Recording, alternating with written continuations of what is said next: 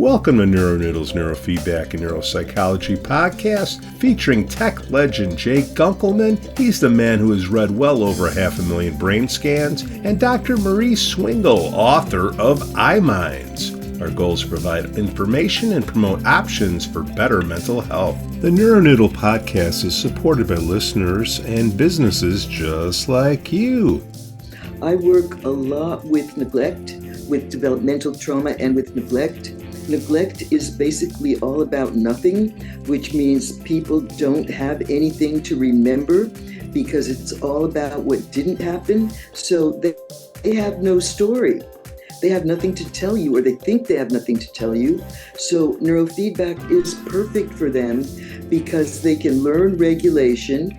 In the process of learning regulation, they might actually come access more narrative, and then we can integrate that. But the neurofeedback gives them a foot up, gives them some momentum when they don't think they have anything to say.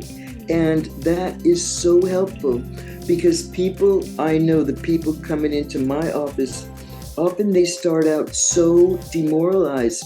They've tried everything. They're sick of, talking about the same stuff. They're sick of being mad at their parents. They're grieving. And so they would love to just sit and watch a video.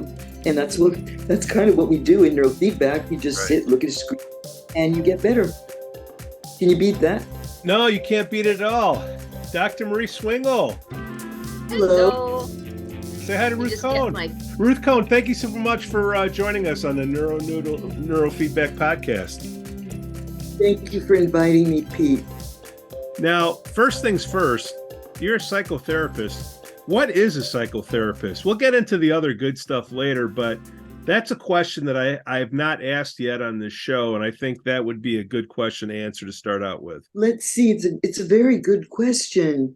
People know something's wrong. They don't know. Some of them do. Some of them don't know why they feel bad. They don't know what to do about it. Maybe the people in their lives are tired of hearing about it. They think there might be somebody who can help them feel better. So what do we do in psychotherapy? Well, originally it was the quote, talking cure. People came and they talked about their feelings and they talked about their history and they began to try and make sense out of it. Since then, we've added more modalities because we've realized that a lot of the trouble lives in the body. A lot of the trouble is not remembered and it's emotional. So the psychotherapist is both somebody who helps you make sense out of both your present and your past, and also certainly the way I work. We're trying to almost recreate and repair, sometimes unwittingly, the relationships with caregivers, because often that's where a lot of the trouble began. So we're almost reenacting the original relationships in the relationship between the client and the therapist. So there's a lot of repair work that goes on in terms of having somebody who pays attention to you, listens to you, cares about how you feel, wants to help you understand yourself and understand, why you're having difficulty. Many people have so much trouble with relationship, and that's what they need to talk about. They're lonely, or they're frustrated, or they're frustrated with people in their lives, or they can't keep people in their lives. They're trying to figure that out. So often what we're trying to do is in the relationship with the client, help them understand what they do in relationship. The way I'll kind of pull back the neurofeedback piece is I've heard people say, and once again, I work most especially with childhood neglect, and that's a kind of a neglected part of the field that I'm very passionate about. A lot of these people, they don't know why they feel so bad, and having somebody validate that there's a reason why they feel bad is tremendously helpful to them. Even somebody that helps them see that they're there. And I've had people say to me, because they've really learned to live without relationship, that if it weren't for the neurofeedback, they wouldn't be able to tolerate the psychotherapy because they can't really stand to have somebody that close to them. But the neurofeedback is kind of a good intermediary because it's something that we're doing together, in a way stands between us. So it's not such an immediate and maybe overwhelming experience to be like one-on-one with somebody. No, I think you opened up a really, really good topic in terms of blending psychotherapy with neurotherapy. And I'm sure we have parallel experience that specifically when you're dealing with trauma, a lot of individuals either can't find voice, or the voice is so painful that they're not ready to go there. They can't go there. And the beauty of neurotherapy in all forms of trauma is if you don't want to say anything, you don't have to. I also work with sexual trauma. And with females, they've told their stories so many times. And to tell it again is another assault. And they are beyond relief when you say you don't have to say a word. And sometime around the sixth session, very frequently, people feel quiet enough, calm enough that then they do want to share their story. And it's kind of a relief and a purging. They're not in the pain anymore. Ruth, would you agree that you have a parallel experience there? Absolutely. And I work a lot with trauma and with sexual trauma as well. And neglect trauma is all about nothing, meaning the signature of neglect is they say, nothing happened to me. And that's the truth. Nothing happened. A lot of things that were supposed to happen didn't happen. So this whole world of nothing inside, they really think they have nothing to say. So the idea of coming in and having to talk to somebody, it's like, what am I going to say? I have nothing to talk about.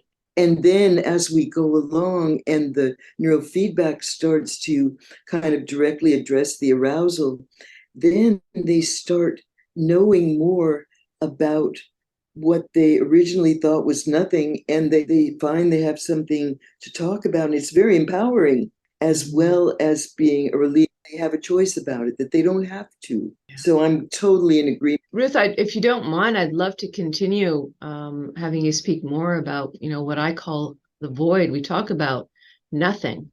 There is no nothing. We're talking about the presence and the absence of something, and how you learn to define the absence. Can you speak a little bit more to that? Because I think that's central again in trauma and neurotherapy. Well, what I try and help people understand without being too didactic, because of course we don't want to do that, is I want to help them understand a little bit more about development. What I'm discovering more and more is most of the really profound neglect happens in infancy, when the brain is developing. And so even if there was something to remember, they wouldn't yet have the equipment to remember it in a narrative way.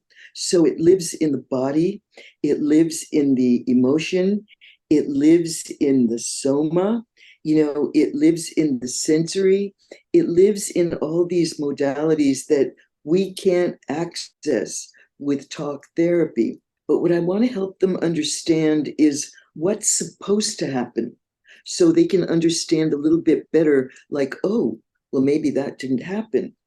And I say to them, and I'm very careful about my timing, but I say to them, the way a child develops a sense of self and a sense of value is in infancy. I look up into my mother's face and I see a loving and joyful reflection of me. And that's what's coming back at me from looking up. And when I look up into a face that's terrified, or I look up into a face that's angry, or I look up into a face that's blank, and we've seen the still face videos and how the child gets so distressed when there's no expression, or when, God forbid, we look up and there's no face, that child is sort of out there. And that's where the dysregulation begins. So I teach them the way a child learns regulation is by looking up, having this reflection come back, being sort of calmed and soothed by it, and getting a sense of I can get upset, I can calm down because there's somebody there to help me, and I have value, and I know that because they're there and they stay there and I see it in their eyes. So this is all very much at this very primitive kind of brainstem level. And when that doesn't happen, then the brain it's developing in an irregular, dysregulated way, and it's natural for a child because an infant is a bundle of needs. If there's nobody there and they get distressed, there's no one to help them calm down. So they get hyper aroused, they get stuck there, they feel at sea. The nervous system doesn't learn a rhythm of getting dysregulated, calming down, having somebody there to do that with me, little by little, learning how to do it for myself. All those experiences are missing. So this nervous system is in chaos. So I begin to try and help them understand what is supposed to happen. Given the opportunity, I'll ask them, so what do you know about what was going on in your mother's life when she was pregnant with you? What do you know about what was going on in your mother's life or your parents' when you were an infant? And they generally know something because there's family lore and they've heard from older siblings or relatives. Well, my grandfather died when my mother was pregnant, so she was in grief. So then you start to imagine the environment in which this infant was sort of bathed when they were in utero, and then what they were born into. So if they had a depressed mother, what kind of mirroring, what kind of regulation they might have gotten or not gotten. And you begin to sort of help them construct very carefully, because you don't want to make up a story.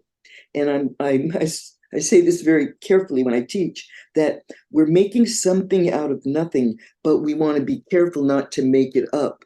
And some of us as old as me will remember in the early 90s as a backlash to awareness about sexual abuse and incest. There was this uproar called the false movement, and people were going to court, people were going to jail, people were accused of making up these stories. So we don't want to make up a story, but they know a lot about their family history. My parents were both Holocaust survivors.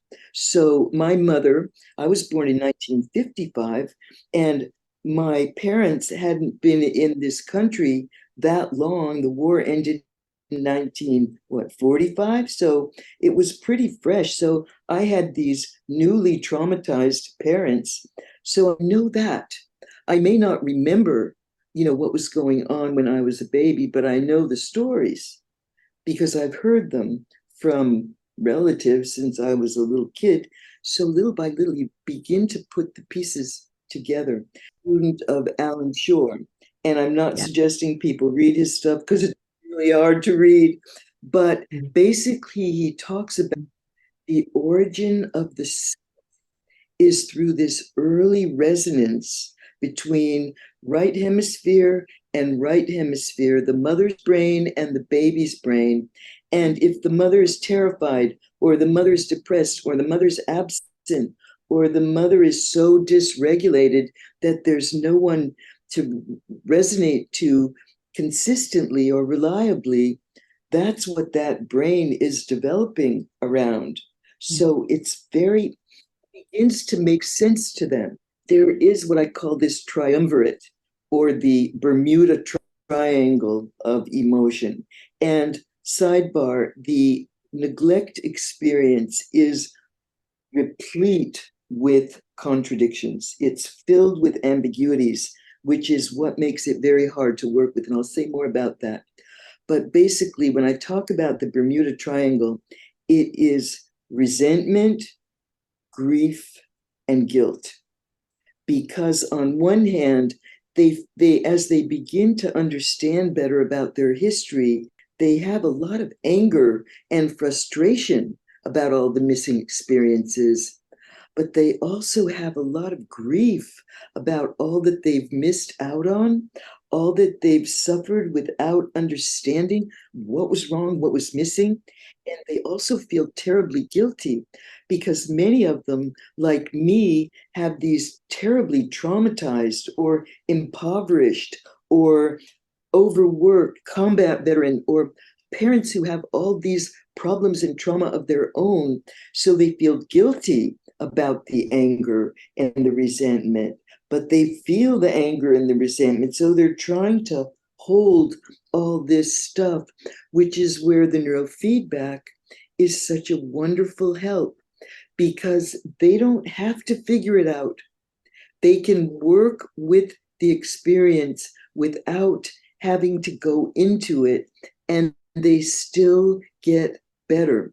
And as they get better and they become more able to speak and to feel and to access and to integrate the pieces, they begin to sort of put together a narrative, which is what we always want with trauma. And then they begin to feel empowered. They begin to trust the therapist a little bit more. They begin to, the core of neglect trauma is what I call the dilemma without solution. And this is the early experience of neglect, which is the source of comfort, longing, love, whatever it is that an infant needs, that person, and the source of terror, distress, agony, abandonment, loss, all of that is in the same person. So I'm reaching towards, backing away, reaching towards, backing away, reaching towards, backing away. The child can't resolve the fact that it's all in one package, what I want and what I'm terrified by.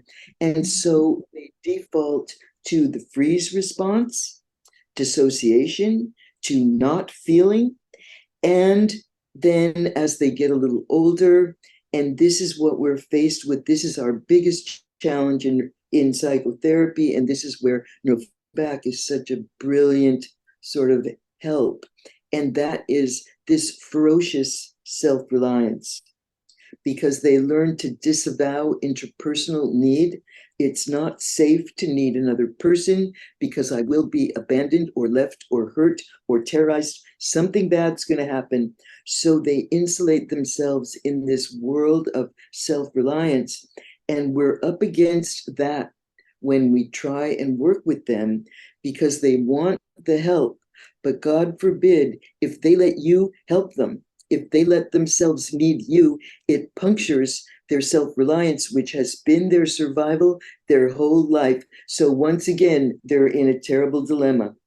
And that is our dilemma with them. Neurofeedback, and it eliminates part of that. We have like a third brain in the room to resonate to, and it's not nearly as threatening as another person in terms of need. And so it's a really good intermediary step to accepting, tolerating, and receiving and utilizing. I think we have a major issue. Many of us working with adults, if you didn't, I don't know when you went to school, but I went to school a few years ago. But you need to know your basic development. So Bowlby, Ainsworth, Schore, if you're going to be working with adults, and I think people only go to these sources when they're working with the munchkins. What I'd love to do, and I think Pete probably would like this as well, is to move over into the, how we integrate a lot of the psychotherapy with the neurotherapy. And of course, I think the two big people that we know about who are in neurotherapy as well as the psychotherapy component, of course, Bessel Van Der Kolk. And I think actually I have Sue's book behind me. But also Sue's book. How does your work integrate with the, I'd say the two leaders now in developmental trauma and neurotherapy? Are you on the same page with these individuals? Are you doing something different? Have you gone further, innovating? Please do talk more about the neurotherapy component. Bessel is my greatest teacher, and I've been following Bessel around for about 40 years. I'm 68, and I first discovered Bessel when I was in graduate school. Way back in the day, we got the diagnosis in 1980 I started my psychotherapy work in 1988. So we were right in there on the ground floor. And you know how Mary had a little lamb, and everywhere that Mary went, the lamb was sure to go. That's where I was with Bessel. It's like, and in those days, there was nothing to read about trauma. Bessel had a book that is now out of print that I have two copies of. One of them I got 100 years ago when it first came out in 1994. It's called Psychological Trauma. And then somebody borrowed it for a really long time a few years ago. So I looked for another copy.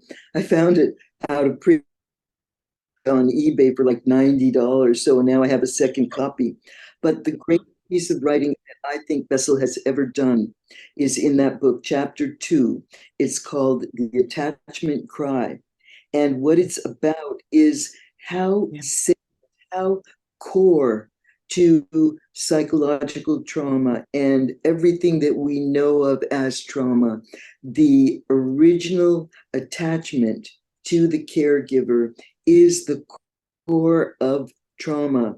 Attachment is a survival need, and when that is threatened or withdrawn, that organism is in danger. That is the most profound threat. So at the core of all trauma is that.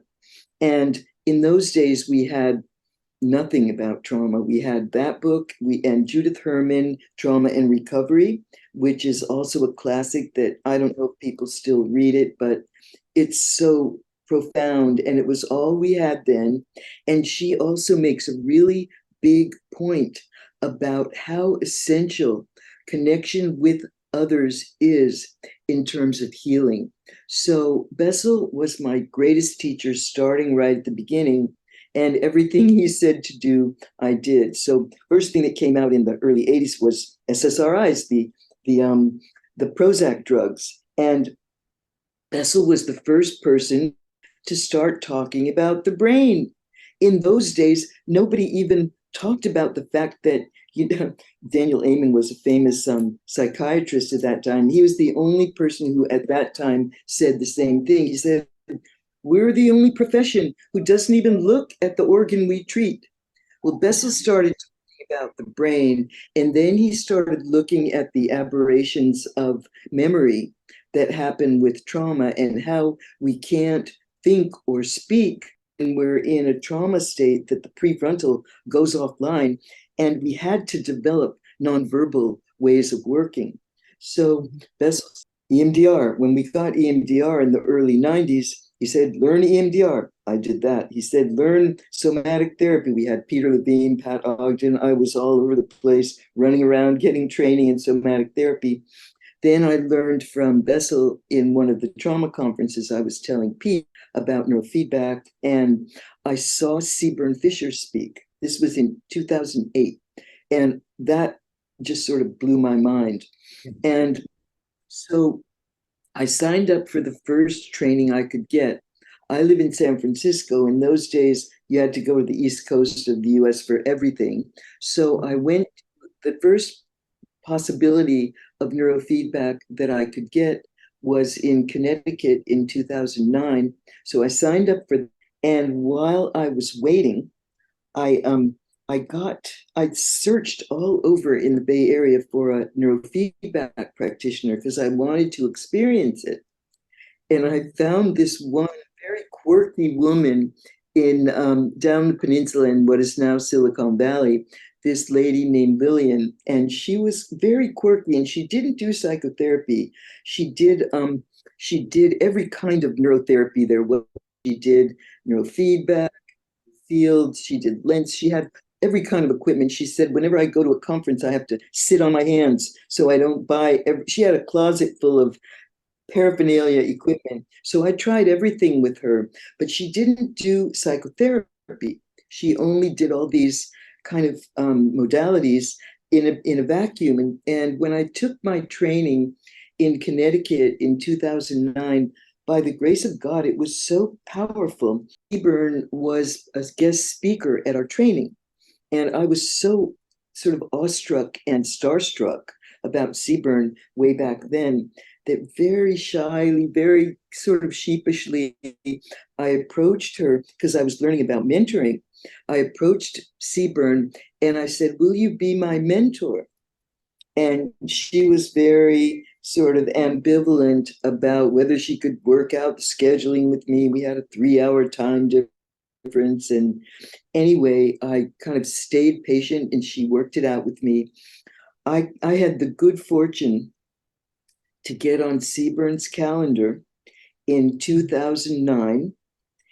And I have greedily held on to that spot ever since. So I've been consulting with Sebern. Well, this is 2023. I've been consulting with Sebern almost 15 years, and I feel so fortunate and so blessed. And in agreement with Sebern, I will say that psychotherapy without neurofeedback is necessary and insufficient. Neurofeedback without psychotherapy is necessary and insufficient. One thing I learned the hard way is I won't see other people's psychotherapy clients for neurofeedback because it has to be all in one place, at least my way of working. Because working with attachment trauma and working with trauma, which is so much of what I do, the relationship between the clinician and the client is so much a part of the work. And having it be integrated with, we've got these three brains. We've got the computer, the client brain, the therapist brain, and we're doing this kind of rewiring of the brain. And to have it split, it's Ruth, do you want to start playing with a little bit of the detail of what you're doing in the neurotherapy? I think that's probably what people would really love to hear. Sure. In the neurotherapy, I work a lot with the hyperarousal. With trauma, that's so much of what we see. Of course, with neglect, there is a fair amount of hypoarousal as well. But a lot of what I'm doing in the neurofeedback is working to lower arousal. So whatever works most directly and most comfortably for that person is what I do. And Sebern developed a protocol which I have found to be really marvelous, which people who aren't in the eager world, the world of EEG, it used to be called EEG spectrum, but the equipment is called eager. And those of us in this world, there's a kind of community in the around eager, and Sebern's kind of at the center of it. She developed a protocol, which is FPO2, where we put the electrode here on the eye. And right here, she believes it's the closest we can get to the right amygdala is in this spot right here. It's an awkward spot to reach. And some of these neglect clients don't like to be touched that much. So sometimes I have to actually let them help me put the electrode on because they don't like that. But so the FPO2, it's a very, very low frequency, like maybe between 1 and 4 hertz we're rewarding. And so we're wanting to bring the high beta down and reward this very low frequency. And the time frame for the protocol is quite short. In fact, I have one client, very sensitive system, migraine headaches, lots of autoimmune problems. We do 1 minute of FPO2, and if we call it the 1 minute wonder, because it does wonders for her. When we do 3 minutes, she'll get a headache. Even 2 minutes is kind of on the edge, but 1 minute is the sweet spot. So we do 1 minute of this 1 minute wonder, FPO2, and then we do the rest of the time psychotherapy. And she is making such progress. She has every kind of developmental trauma, neglect, sexual abuse, abandonment, physical abuse, all of it. She has such a history of autoimmune problems, and she's getting better. So that's one protocol I use a lot. I also work a lot with T4 Ruth, minus before you move on, I mean, for those of us who do work with trauma, we definitely understand the right versus the left, and of course, right and left. I mean, would you mind going into detail on that, please? I think that might be important for our audience as well. Thank you for bringing that to my attention, Mari, because I actually, one very super intelligent client of mine kind of was complaining, and he was saying, how come we say the amygdala? We've got two amygdalas. We've got a right amygdala and a left amygdala. So what is that? And so I'll speak to that because the right amygdala it's the right hemisphere is where we have more of the emotion, more of the fight flight response. But the left amygdala is also very important because it's the area that mediates peer relationship and affiliation with the pack, with the community. So somebody who has, say, peer bullying trauma, we might want to work the left side amygdala. Now, interestingly, the right and left amygdala, unlike all the other parts of the brain that have a right and left organ that are the same thing but on different sides, the right and left amygdalas are not connected. So that's interesting. It's an interesting disjuncture. And often with the more sort of specifically kind of attachment shock, as Frank Corrigan calls it, or the more overt trauma that we can point to an incident, we're working on the right limbic area. That's where the fight flight response is.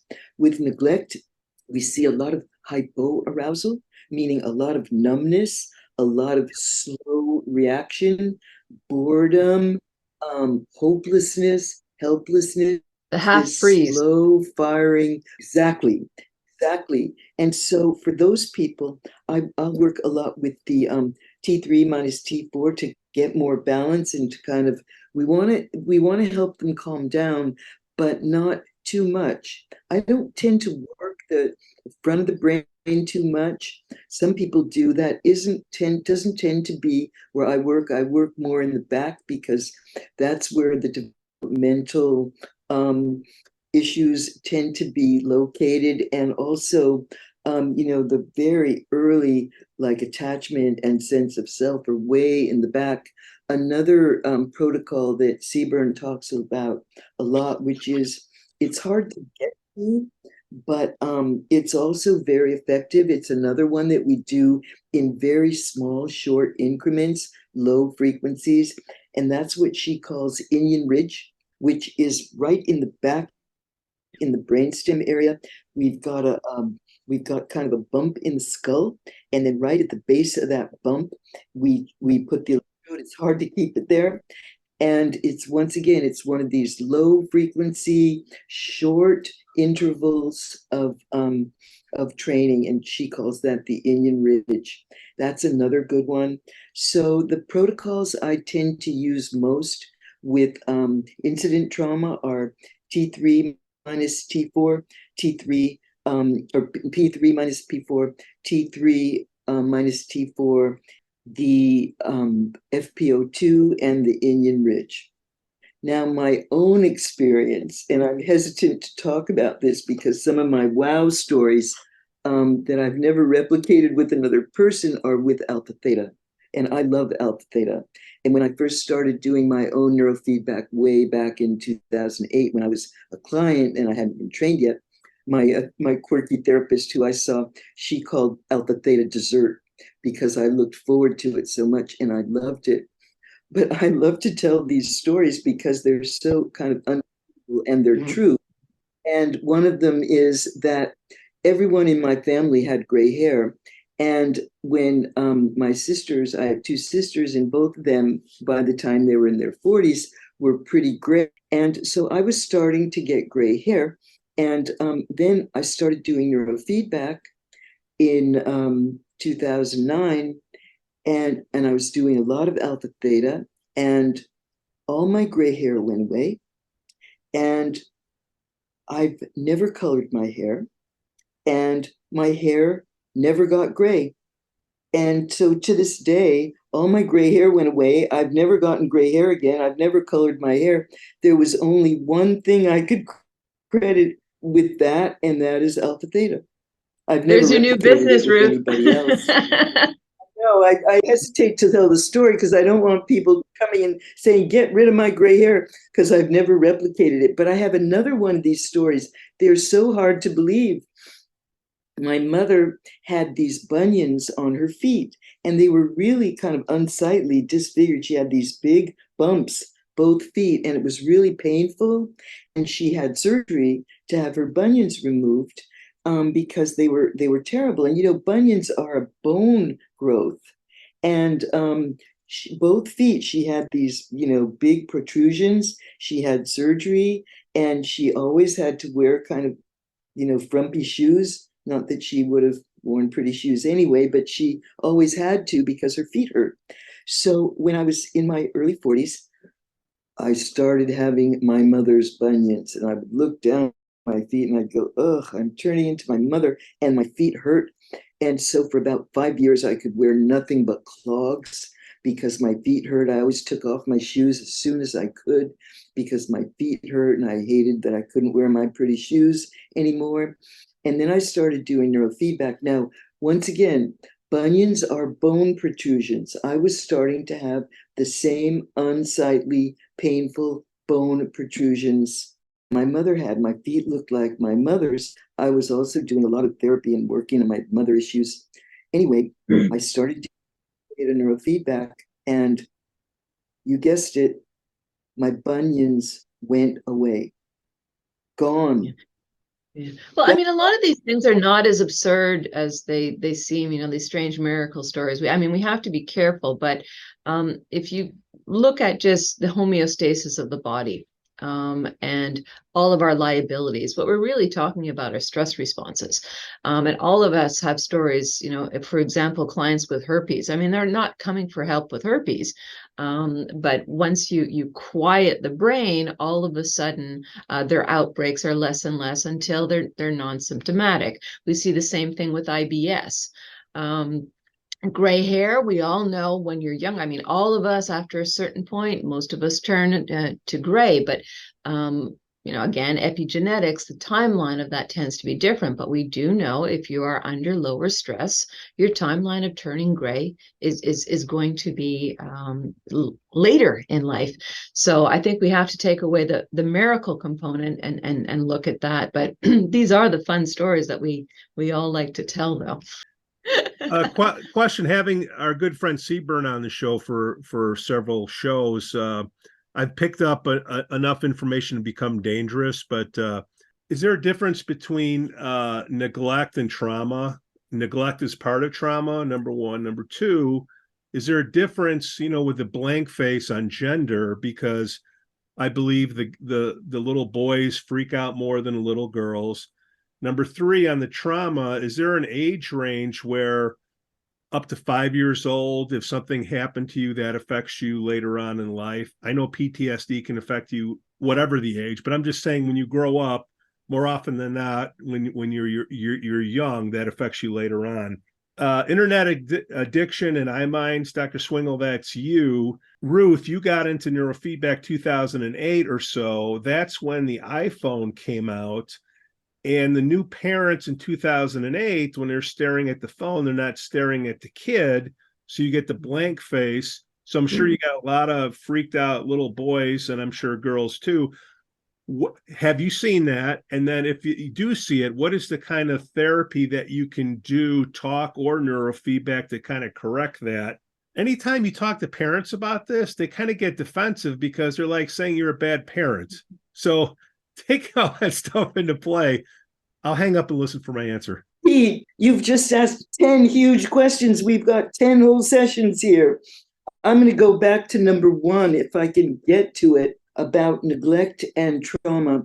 And I want to say, and this is part of my soapbox because neglect is my area, and I'm on a mission to create what we now a trauma-informed world, meaning we now have a category of trauma-informed education, healthcare, mainstream. Everybody now knows what trauma is, or they think they do, and we're sort of in the process of trauma informing the world.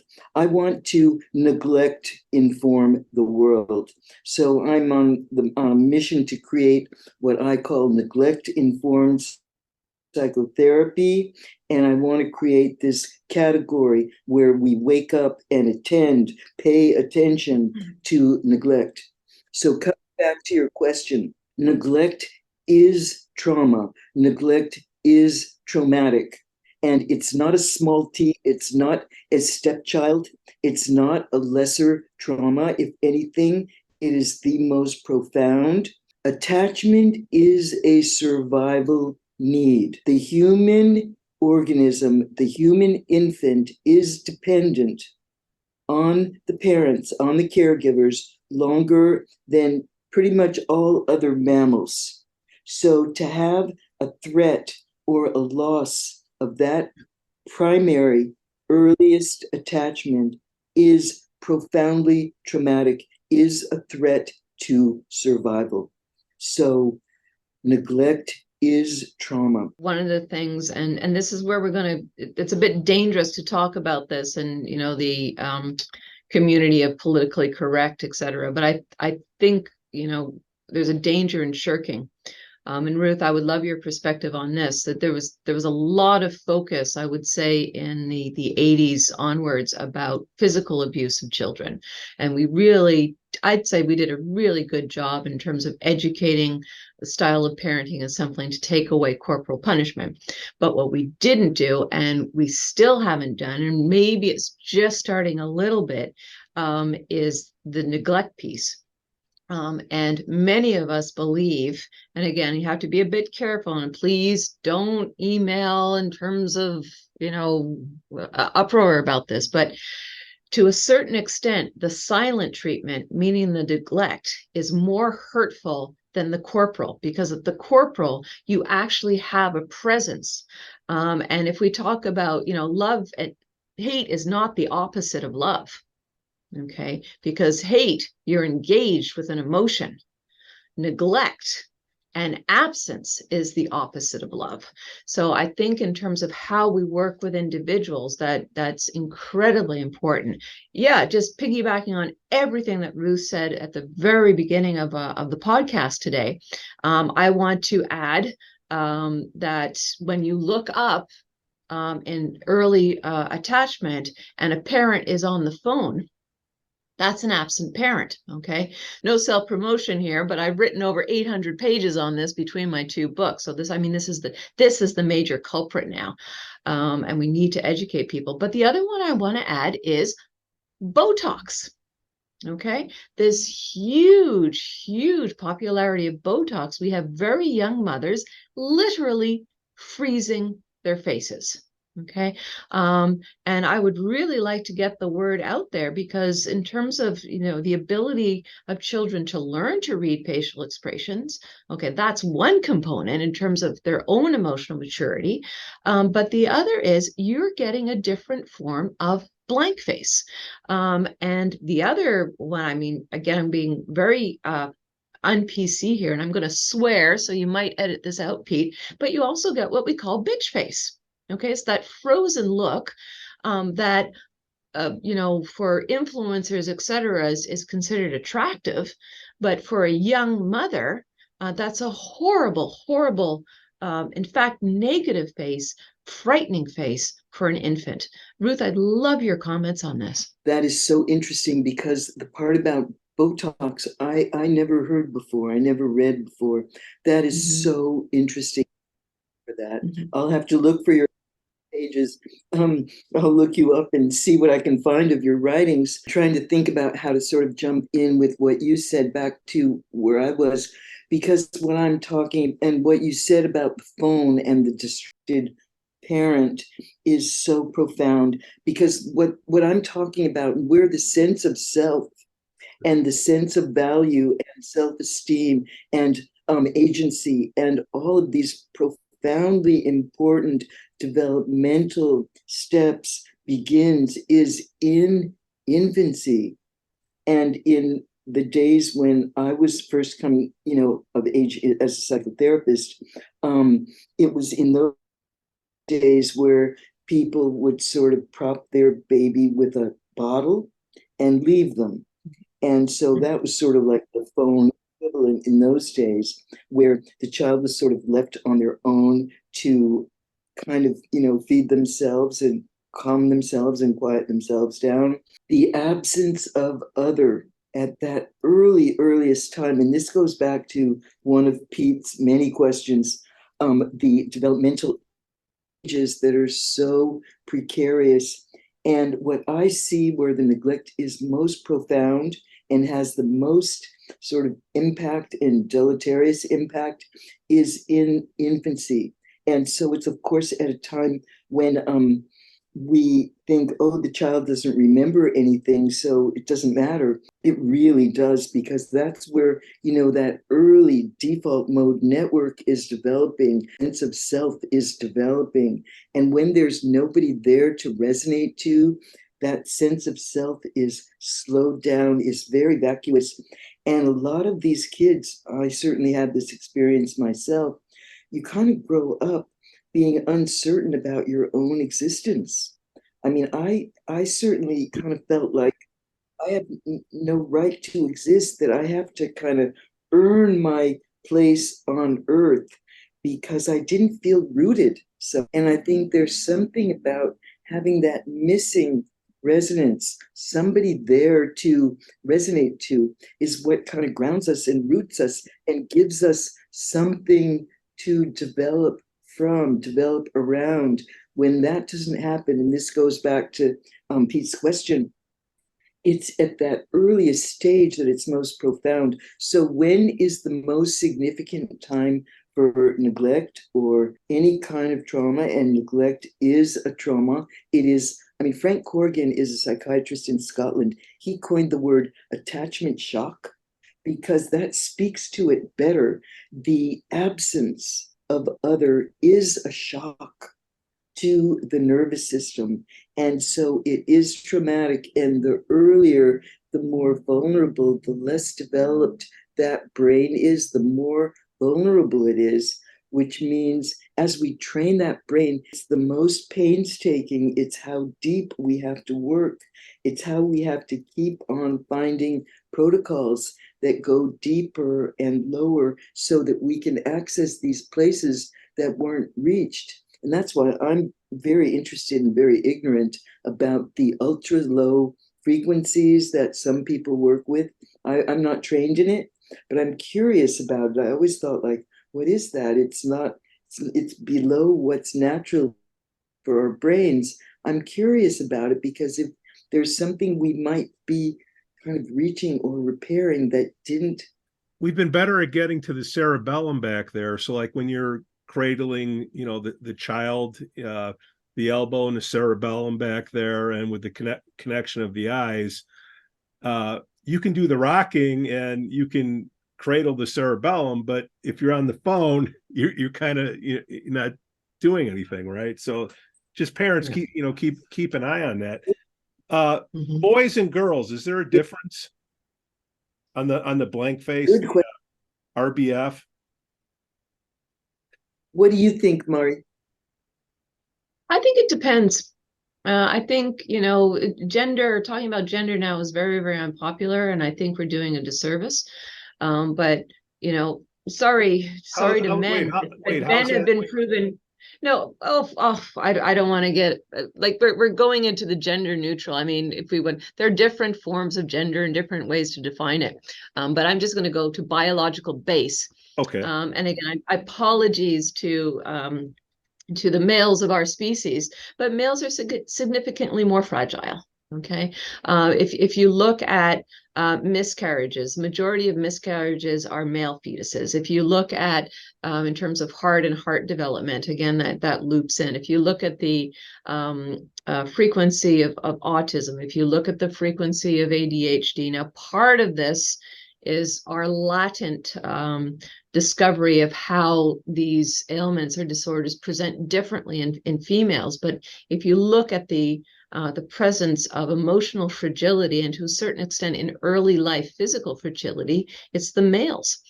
I have no idea why. If I can speculate a little bit, I think the female body needs to be a little bit stronger in different ways because of motherhood. If we look at pain response, same type of thing. Females have significantly higher pain response than males. If you look at the man cold, all of these type of things, right? So we are definitely not the more fragile sex. But there's also a lot of things we don't know, and I'd be absolutely remiss to go on and a tangent of the absolute here, because the way we look at children in birth birth gender, we're beyond biased. And just what I was saying in terms of who we defined as the more fragile gender, absolutely incorrect. So I guess my summary of all that is it depends. But in terms of what we think we know, the male does need a little bit more attention, but that could be 100% wrong, because again, very un-PC. Dr. Swingle, cultures, based on my Netflix mental health education, they did reference a study, which I will put right here, that they showed, a baby boy being neglected versus a baby girl. The baby boy freaked out a lot sooner. So we'll just blame it on Netflix. Okay. Okay. Ruth, 2008. Did you see anything happening? Like you've been treating people for a while. Did you see an uptick in certain cases? Because I referenced that because of the iPhone. It's a good question, Pete, and I can't really put a finger on something specific about phones at that time. And what I will say is I don't work with children. I work with adults. So that impact on kids would show up in children and would show up in adults later. So I can't say I noticed. What I ignored was that, we had this big economic collapse. And so some people who had never had any kind of trauma before suddenly were like losing everything. People who had everything were suddenly like, it was all falling apart. I'm going to throw another stone in the pond here, Pete, maybe for a completely different show, but I'm going to throw a big stone in the pond. 2008, 2009 was the year that porn became free on the internet. And that had a huge, huge impact. So, but maybe for another show. So Ruth, getting back to the ages, okay, we don't know the difference between male and female, but what is an infant? Like look, a parent's going to be watching this right now, and I know there's no absolutes. Everybody's different, Dr. Swingle, I get it, but people want an answer to a question. Like, when do I really got to pay attention to my kid?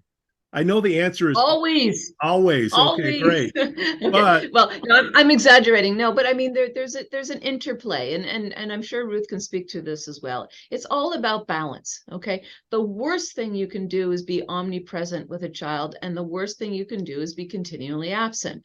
I mean, what is the role of a parent? The role of a parent is to raise a healthy, happy, and futurely independent person. That to me is my definition of a parent, right? And in order for a child to develop resilience and independence, you have to be absent sometimes so they can learn and make errors on themselves. But you have to be present enough so that the child, as they mature, you're always there so they can do the check-in, right? And I think it's a gradual. I think when a child is tiny, as present, attachment is 0 to 3.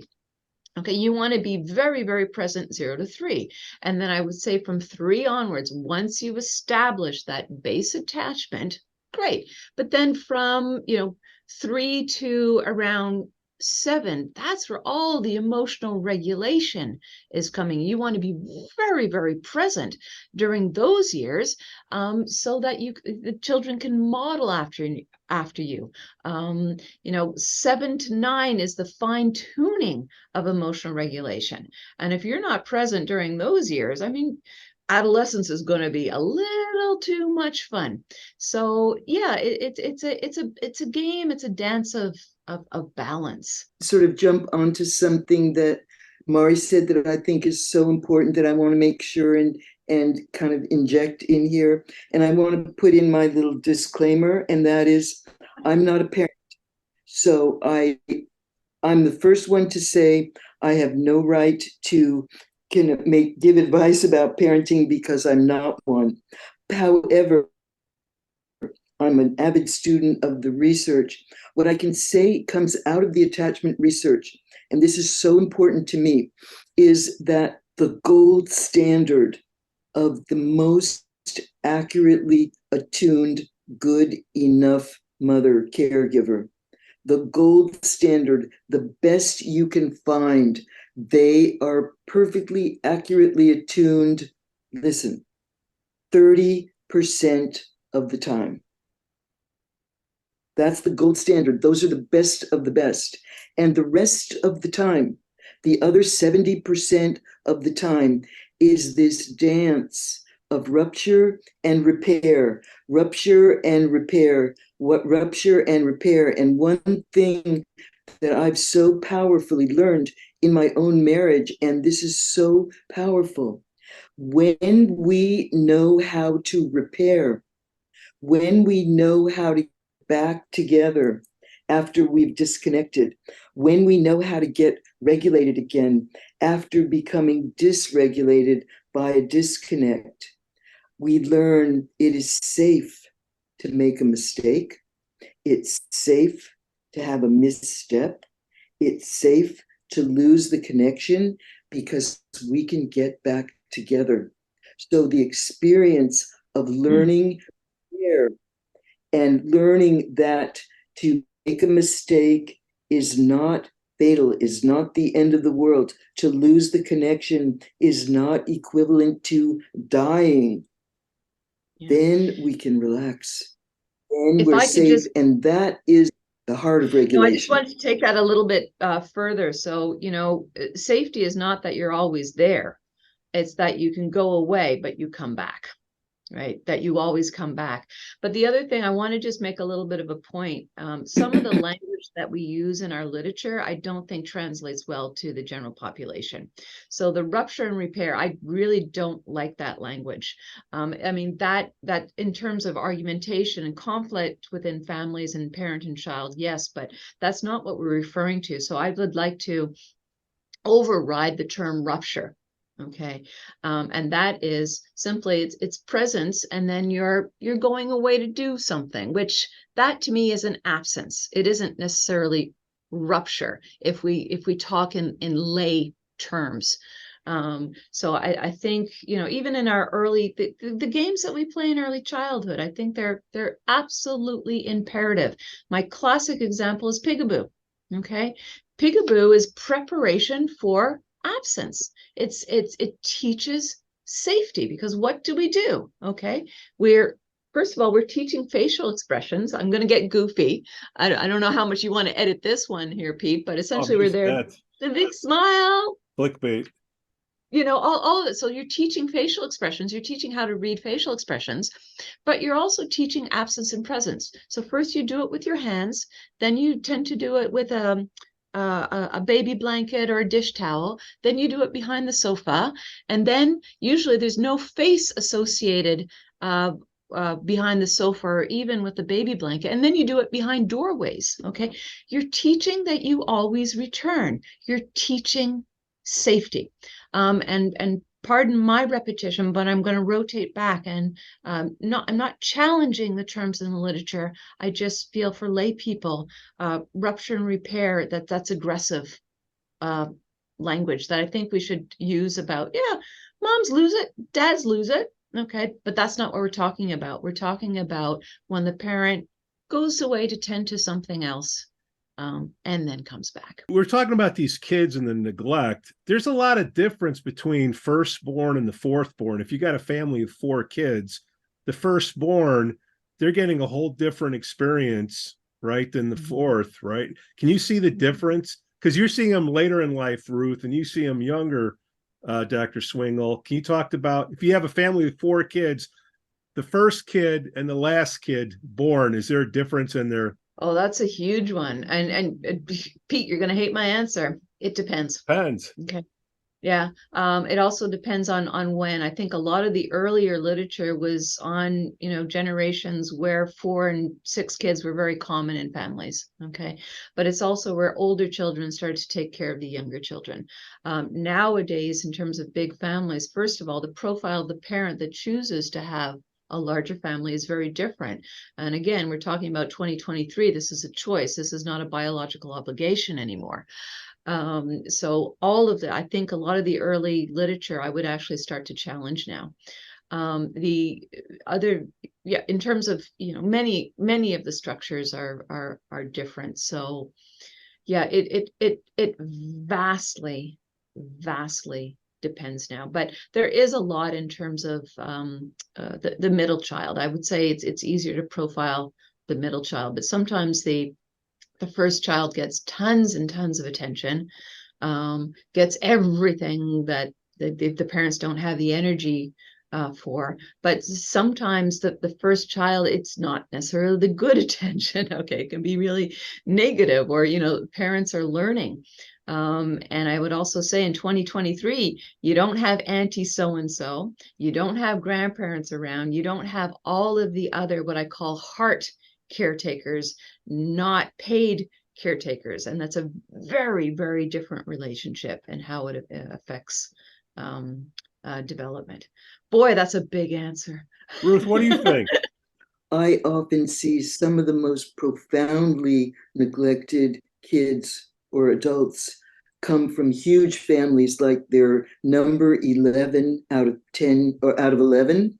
So they have profound neglect, because by the time they came along, the mother was so exhausted and had nothing left.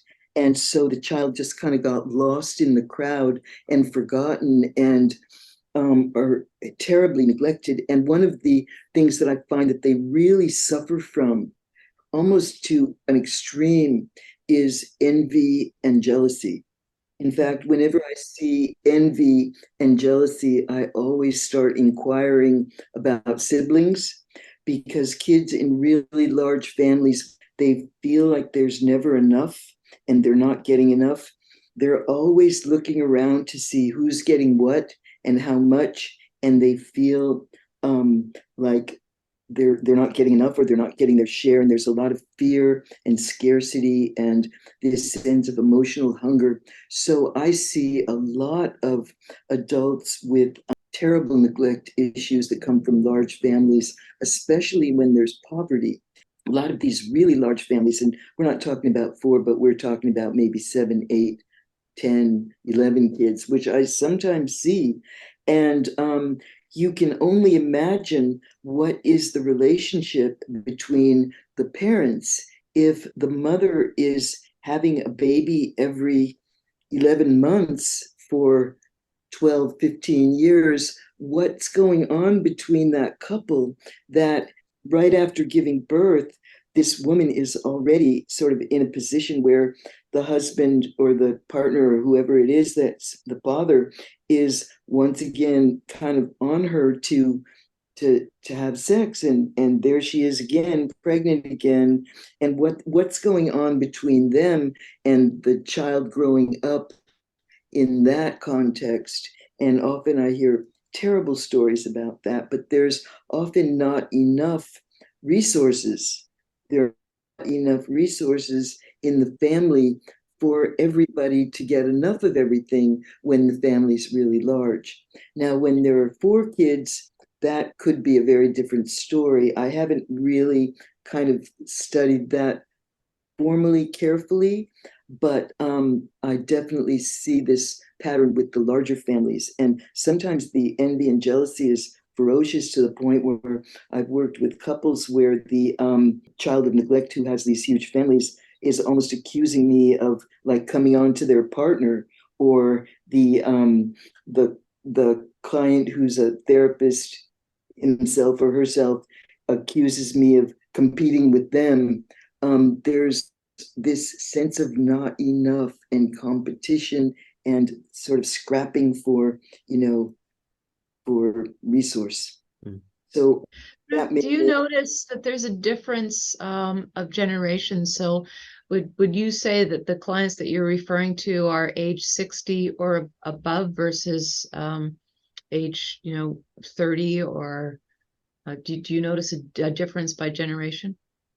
That's a good question, Mari. I can't answer it because I tend to work with that whole range, 30 to 75. I see, every variation on that. So I can't really speak to that, but it's a very interesting question. Some of these gender and age and generational questions I haven't really thought about that way, but they're really good questions. Hey, moms and dads, don't be defensive out there. There is no standard. There is no perfect. We all got something, okay? Direct all complaints to pete@neuronoodle.com. Ruth. Get 30. Kids don't come with manuals. That's my Dr. Spock. Yeah. Just saying. Ruth, how can, look, we got to do this again. Ruth, how do we find out more about you? Where do we send our listeners and viewers to? Thank you, Pete, for asking. I have a website, ruthcohnmft.com. I have a mailing list. I write a blog every week. You can get on the mailing list. You'll get my blog. I write about all topics of trauma and neglect, and they're all on the website. So if you go onto my website, ruthcohnmft.com, and you click on blogs, there's like 100 of them to read for free. And so I write a lot about these issues. I've written 3 books. The first one is nominally about sex. It's called Coming Home to Passion. It's about the couples dealing with trauma and neglect and the difficulties in the relationship. It's nominally about sex. It's really about the relationship. I've written a second book that's a clinical book about neglect, treating the developmental trauma of childhood neglect. And I'm currently in the process of writing a lay people's book about neglect called Too Much of Nothing. I also have a compilation of the blogs called Out of My Mind. So those are all the books that are available on Amazon or on the site. And the blog is free. It's on the site. And you can get on my mailing list and you'll get it in your inbox every week. Yeah. I'd love to talk more about sex. One thing that Mari said that we didn't really get to follow up on was about when porn became legal or porn became accessible on the internet. And be another topic, Pete, for another day, which is about the whole sex addiction furor that blew up right around that time. And that I had this flood of calls in those days. And that would be a good topic for someday, because talk about hyperarousal. I'm on it. I think we should do. I think we should do that, because that works in a lot with my own work as well. So let's do it, folks. Okay, I'm in. And then, of course, Dr. Mari Swingle. You got it. Yay! Author of iMinds, Internet Addiction. Thank you for joining us. What a great show. The NeuroNoodle podcast is supported by listeners and businesses just like you.